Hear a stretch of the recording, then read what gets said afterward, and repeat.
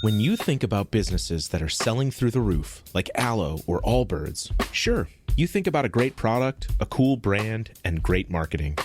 But an often overlooked secret is actually the businesses behind the business, making selling, and for shoppers, buying, simple. For millions of businesses, that business is Shopify. Nobody does online business better than Shopify. It's home of Shop Pay, the #1 checkout in the world. You can use it to boost conversions up to 50%, meaning way less carts going abandoned and way more sales going through to checkout. Sign up for your $1 per month trial period at shopify.com/income, all lowercase. Go to shopify.com/income to upgrade your selling today. That's shopify.com/income. At Capella University, you can learn at your own pace with our FlexPath learning format. Take 1 or 2 courses at a time and complete as many as you can in a 12-week billing session. With FlexPath, you can even finish the bachelor's degree you started in 22 months for $20,000. A different future is closer than you think with Capella University. Learn more at capella.edu. Fastest 25% of students. Cost varies by pace, transfer credits, and other factors. Fees apply. Hello, it's Gareth. Welcome along to Somewhere on Earth for Tuesday, the 22nd of April, 2025.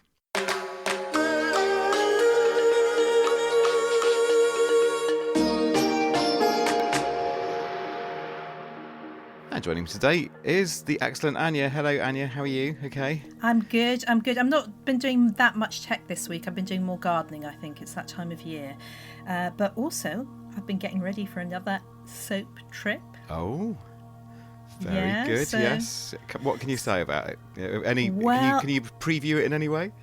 I can say that I've been chatting a little bit to people at a certain very big conference that we may have been to before about the audio quality of recordings there, because last week's show wasn't as clear as I would have liked. I recorded the lovely 3 ladies that I met from Nigeria at Web Summit Doha, who were characters to say the least, and had some amazing tech for good that they were doing.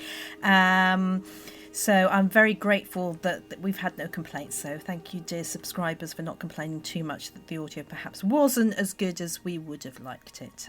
But hopefully, when we go to Somewhere on Earth else, it'll all be good next week.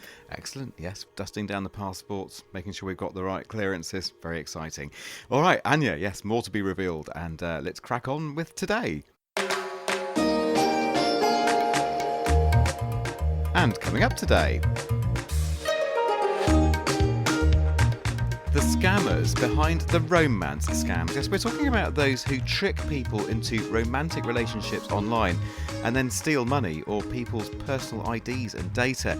A major journalistic investigation reports on the home of many such scams, Myanmar, and in praise of a social network that's just turned 100 years old. That's all right here on the Somewhere on Earth podcast.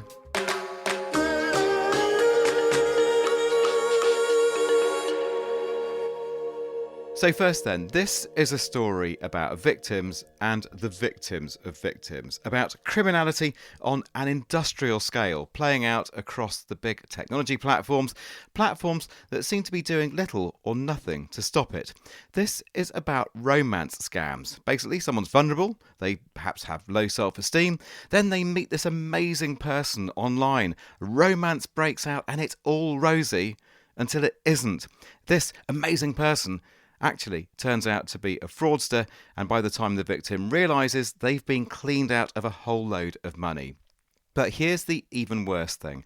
The scammer themselves is a victim as well, on the wrong end of organised crime and people trafficking, as you're about to hear from Emily Fishbein. She's a freelance journalist specialising in Myanmar who's recently began a fellowship with the Pulitzer Centre's Rainforest Investigations Network. And what we're about to hear refers to work that Emily did before the fellowship started.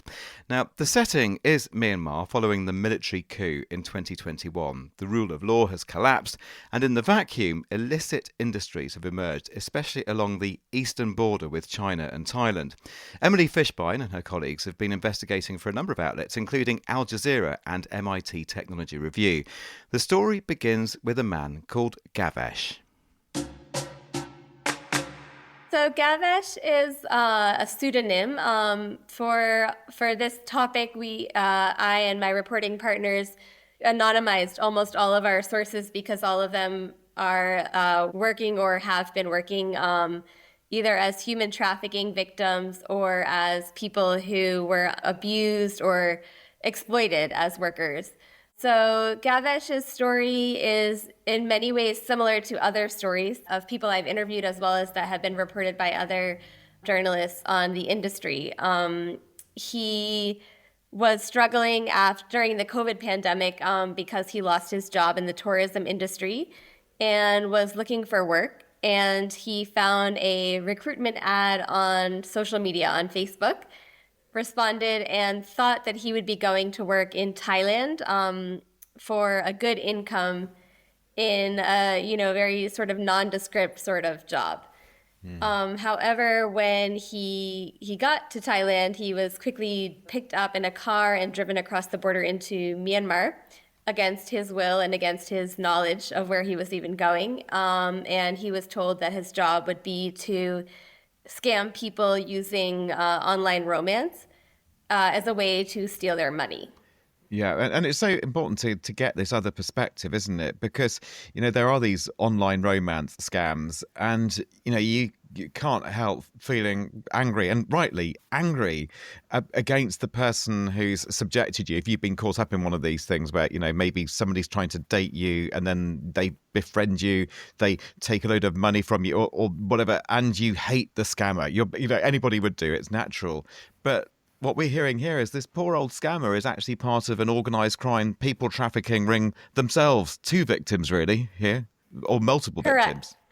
Yeah, so Gavesh is from South Asia. He asked us not to name the country that he's from, but according to the interviews that I've done, as well as available research, the people that are conducting these scams are being trafficked from all around the world.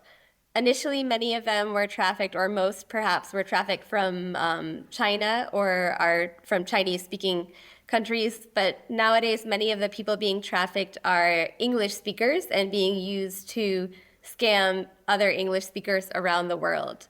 So I've also interviewed people from South Africa, from Kenya, and according to the United States Institute of Peace, which has done quite extensive research on this topic, people from more than 60 countries have been trafficked into Myanmar and forced to engage in scams. Yeah, and so these people who have been people trafficked from the regions you mentioned, they get involved in these pig butchering scams, don't they? And it's one of these terms that's beginning to get some traction now. People are beginning to understand what it is. But just give me your definition of pig butchering. Yeah, so pig butchering is a term that was initially invented by the syndicates, the scamming syndicates themselves. It's a translation of a Chinese term, and it refers to sort of this metaphorical process of fattening up the target, using basically trust building. So generally using online romance, but it could be as well, building trust through a friendship or other, basically using people's vulnerabilities of loneliness or desire for a connection online in order to build up their trust. And then once that happens, the final stage is the slaughter. So that's asking them to invest in usually a cryptocurrency scheme. And then, after they've invested more and more money, sometimes their entire life savings or taken out, loans from other people and things like that, then cutting off contact and keeping that money. So that's generally how the scam works. Right, so people like Gavesh that you've investigated in this piece of journalism, they get trafficked then. They end up in Myanmar against their wishes. So what do their lives look like then? Are they in some kind of call centre or in some building where they're carrying out these pig butchering scams? Correct. So most of the scamming operations in Myanmar take place in areas that had formerly been kind of like luxury hotels, casinos, but were repurposed during the COVID pandemic when there wasn't really, much movement of people in these areas. So nowadays they are mostly filled with scamming workers, and they operate as sort of scam factories where thousands or tens of thousands of people, or even according to UN estimate, around 120,000 people are scamming as their full-time work. According to the interviews that I and my colleagues have done, many of these workers don't have a day off. They typically work more than 12 hours per day under very abusive conditions where they have daily quotas that they have to meet of number of people they have to scam or number of people that they have to connect with on different social media platforms, either dating platforms, Facebook, Instagram, WeChat, whatever is the platforms that they've been told by their bosses to use. And if they don't meet those targets, then they get punished in some way, either, through physical punishment, abuse, sleep deprivation, or some other form of physical punishment or violence. Yeah, and alongside that, probably this horrible feeling, they know they're doing something awful. They're wrecking people's lives, but hey, they're in that situation. It's terrible for them. What about the tech companies themselves, though? You've mentioned the social media platforms. And so there are two layers of culpability here, as far as I can see it, partly through recruiting these people who end up effectively acting as slaves in the first place. And the second part is that these people who have been people trafficked and are becoming the scammers are using the platforms as the vectors of attack against the victims in these romance scams. So anyway, what the heck is big tech doing about it? So the entire scamming industry is based on the use of technology, and not only that, but it's using very mainstream technology that people interact with in their daily lives. So that starts through the recruitment, which often happens on Facebook, on WhatsApp, on mainstream platforms where people are, engaging with their traffickers or responding to fake recruitment ads. And then in the scamming process itself, they're generally reaching out to targets also on mainstream social media platforms, including, Tinder, Instagram, Facebook, WhatsApp. Telegram is also used in various stages of the process. WeChat for Chinese targets or Chinese-speaking targets. And then cryptocurrency as well is, it's used as a means of tricking people, but then also laundering money. So every stage of this process is involving, big tech or technology platforms. The scamming syndicates are also using Starlink to connect to the internet in areas where the Thai government has tried to cut off other internet service. So we can really see technology companies at every step of this process. Yeah, we do. But what are they doing about it? You must have put these allegations and this investigation to them. What is being done? Are they saying they're going to review their procedures or do anything about this? So it's a big range. Most tech companies have some policies in place or have taken some steps, not all, but most, to address this. Facebook, they go after, they call it, coordinated inauthentic behavior, and they regularly take down accounts. These are issues that have been going on for a long time. And even before cyber scamming, there were other sort of similar patterns. However, the syndicates have managed to stay a step ahead. I mean, the fact that cyber scamming is bringing in billions of dollars annually and is now one of the biggest global illicit industries speaks to the fact that the tech industry is, well behind the syndicates in terms of being able to crack down on this. And there could be a lot of reasons for that. When we talked with people who, research this sector or who work with trafficking victims or who have been following this closely, advocating, they generally said that they did see that there was some response from the tech sector, but that the response was insufficient for addressing the problem. So maybe they were able to respond. For example, if an anti-trafficking NGO flags certain recruitment ads, then Facebook might take down those ads, but new ads are continuously popping up. And there are even, Facebook group pages that are like job-seeking pages in known scamming areas. So, the fact that those pages exist and the fact that people are being recruited on this large scale speaks to the fact that social media companies have a lot more work to do in order to systematically crack down.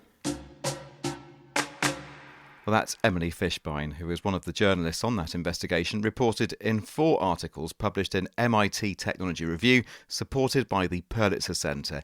And Emily worked with a whole load of journalists, actually, local journalists, and a certain Peter Guest of this parish. Anya, it was a difficult listen, frankly, that interview, wasn't it? It was. I found it harrowing to listen to while I was editing that piece. And you don't often think about the victims of the victims, as you put in your queue, but it just highlights how deep and how complex this whole story is, and how the criminal gangs are really exploiting everyone and every bit of technology every step of the way. And I think it's just really important to remind ourselves how to protect yourselves online, because we can all very easily succumb to this, unfortunately. The question, Anya, is how can we all protect ourselves from this kind of thing? Well, I was looking online and decided to go with the FBI advice. They have pages and pages on this, but their main summary is: be careful what you post and make public online. We can't reiterate that too much. Scammers use all those details that are shared on your social media and dating sites to better understand and target you. So research the person's profile and photo, obviously, because they're all going to be using fake photos, aren't they? Image, name, details. You may have seen them used elsewhere. You can Google photo back search, I think it is. It's getting the identity of the photo, and you can see where else that photo has actually appeared online. Go very slowly. Ask lots of questions, because you can probably find out a little bit more about that person, maybe trip them up.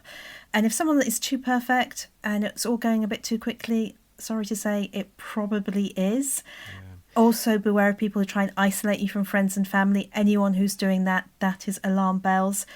And if the person promises to meet you in person and then doesn't show up, again, that is usually a sign that this person is too good to be true.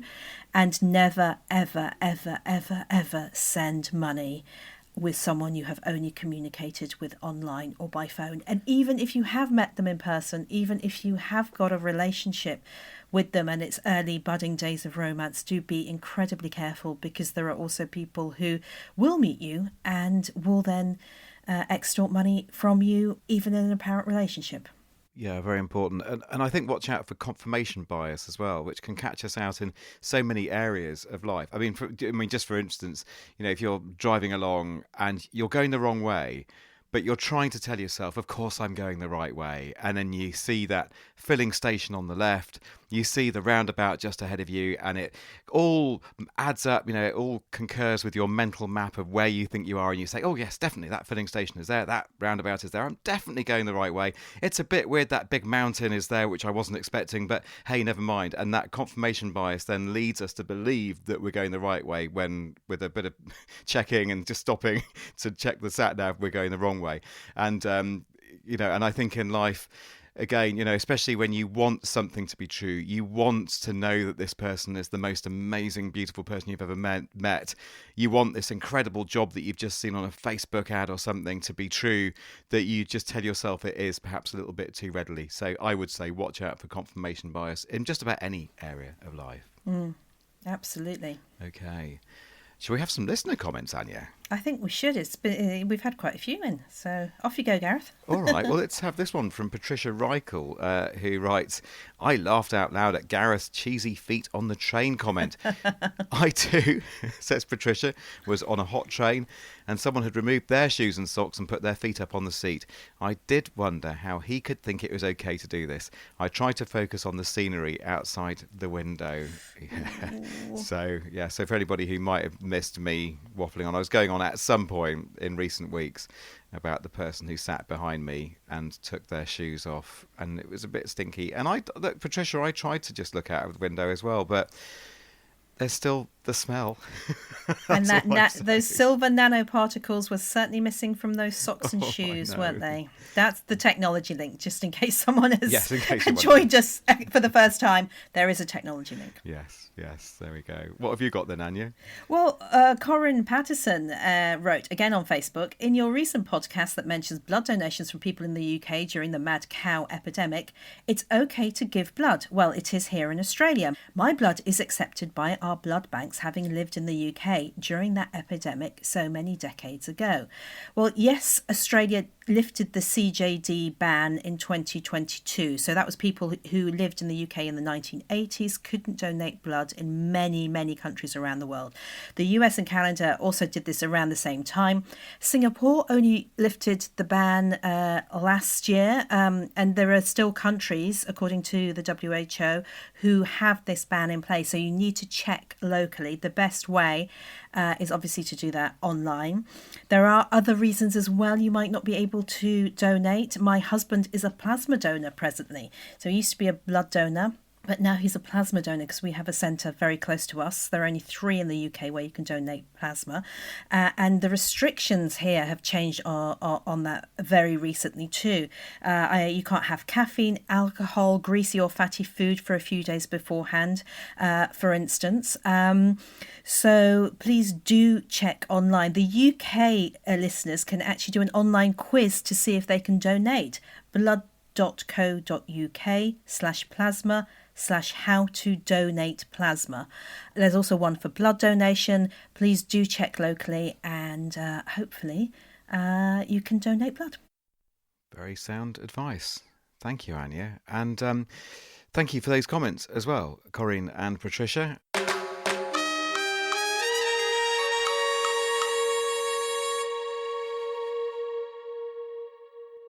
Hello, Nigel here. As an owl, I love to be awake all night, but allergy sufferers like you probably don't feel the same. So take Xyzal at night to relieve allergies while you sleep. Then wake up fully refreshed for a more productive day. Xyzal works fast and offers 24-hour continuous relief from sneezing, runny nose, itchy watery eyes, and itchy nose and throat, so you can enjoy doing the things you love all day long. Be wise all. Take Xyzal at night. Use as directed. Starts working in 45 minutes.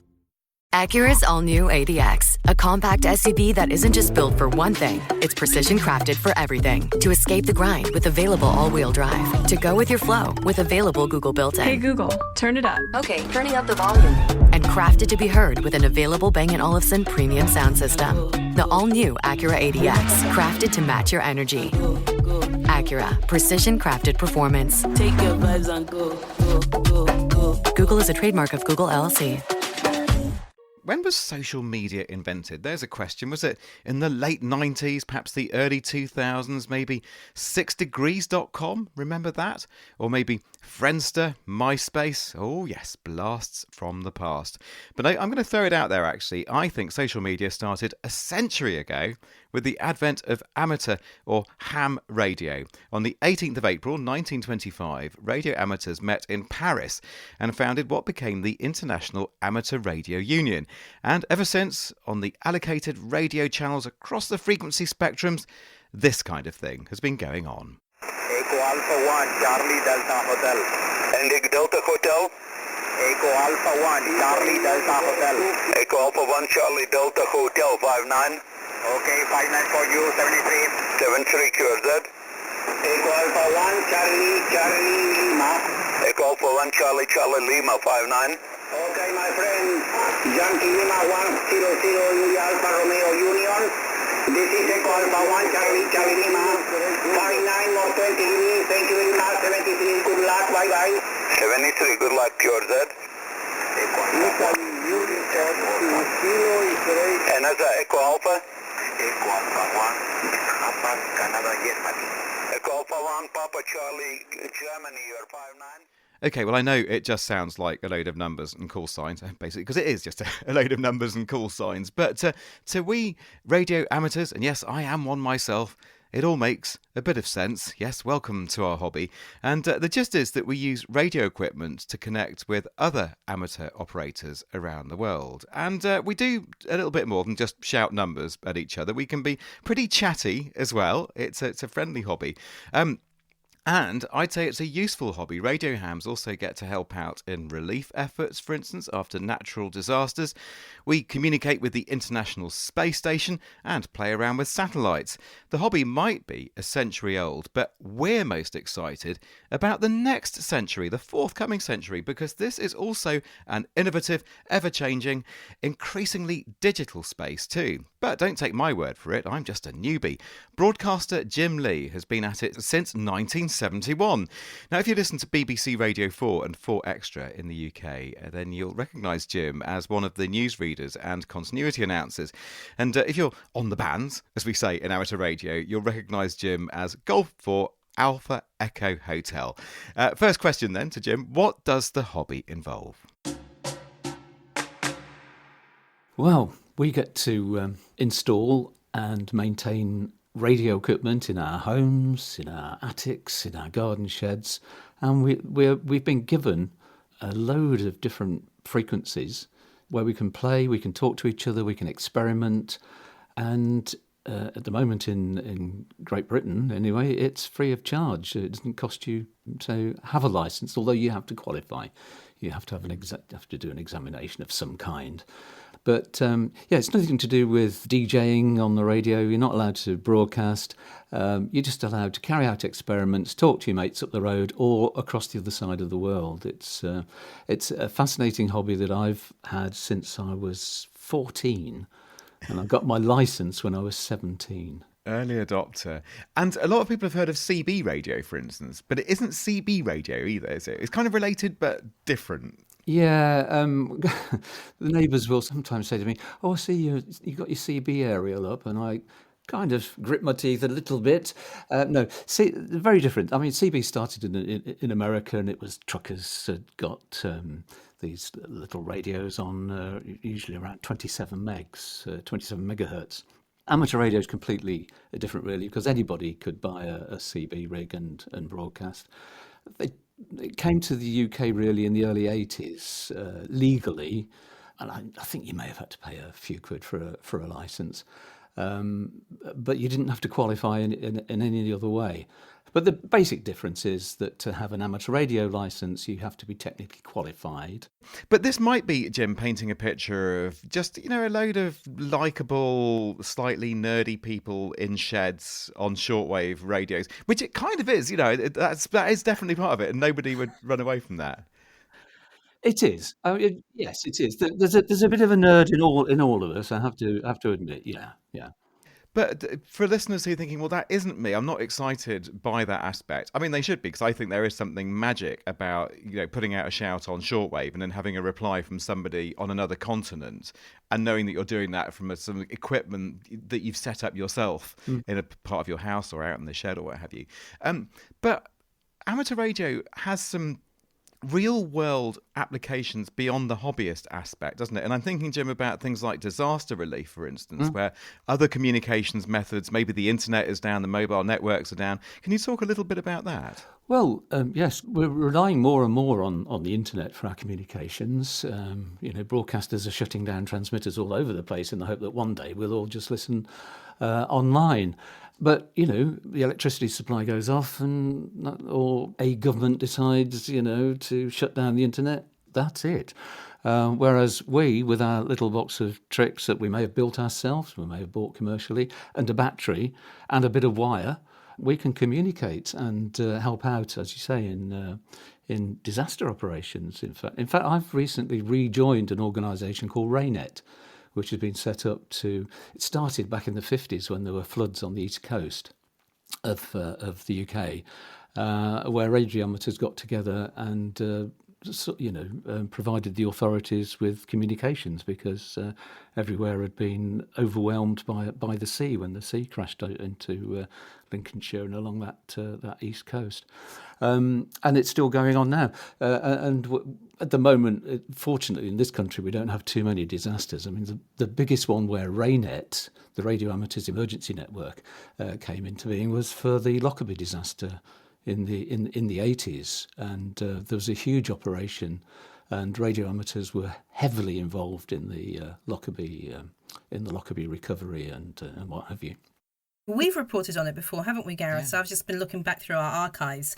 And so looking back February 2023, the devastating earthquake in Turkey and North Syria, they were collecting there. So data to see what had happened, because it was a key communication method after that earthquake. And then also back in 2019, May 2019, with Cyclone Fani, when that devastated parts of India, and operators were deployed to areas where all other forms of communication had failed, because it was the only thing that would work. So we know that it is used globally.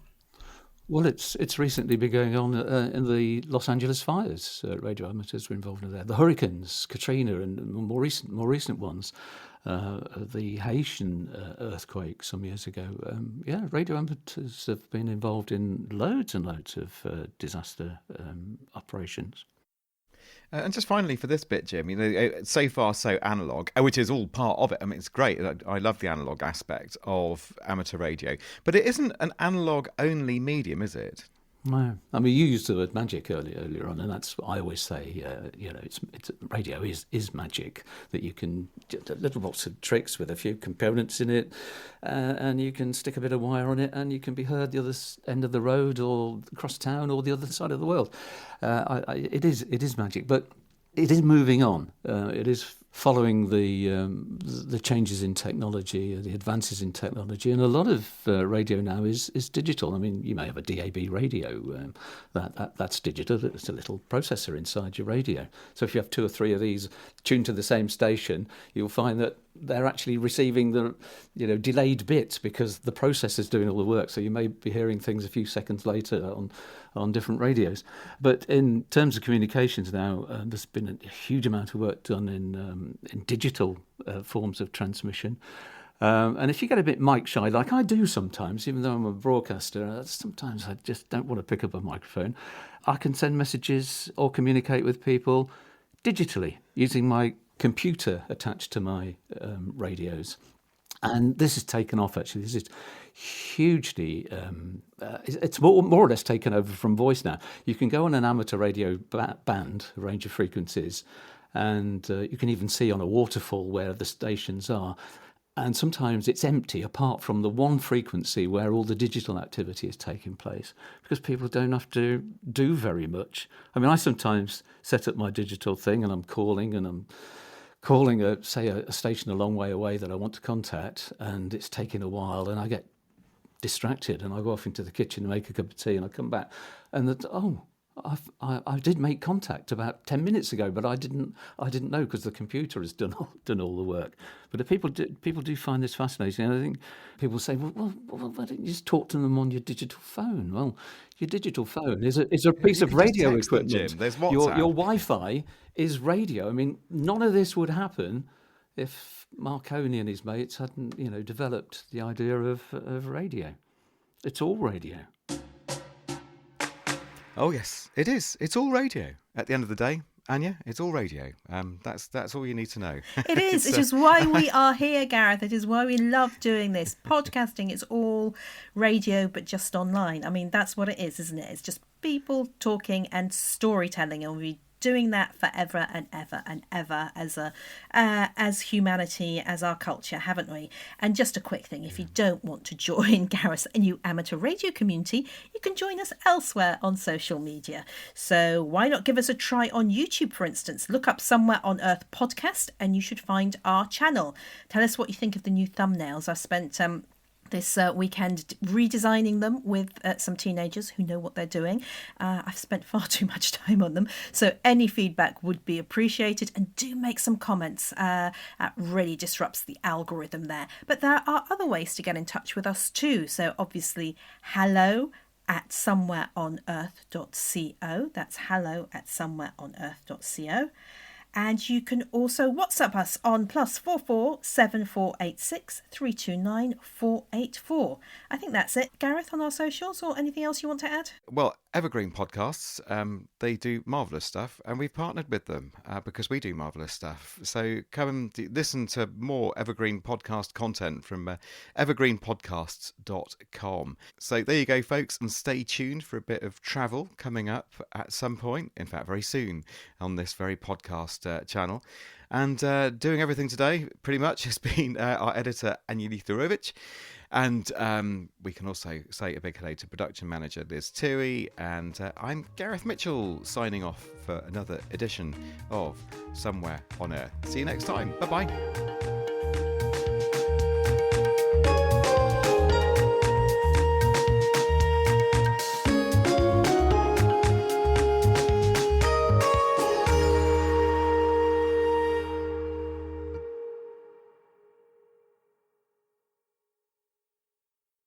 Hi, everyone. It's Michael Calore, Director of Consumer Tech and Culture at Wired, here with my colleagues, senior writer Lauren Good. Hello. And Wired contributor Zoe Schiffer. Hey, everyone. We're here to tell you about our new podcast, Uncanny Valley, a show about the people, power, and influence of Silicon Valley. Every week, we get together to talk about how technology and culture from the Valley is influencing our everyday lives. We dig into questions like, will we ever get our privacy back? Is OpenAI for real? And how are Silicon Valley billionaires impacting U.S. elections? The first episode of Uncanny Valley comes out on October 31st. Listen wherever you get your podcasts.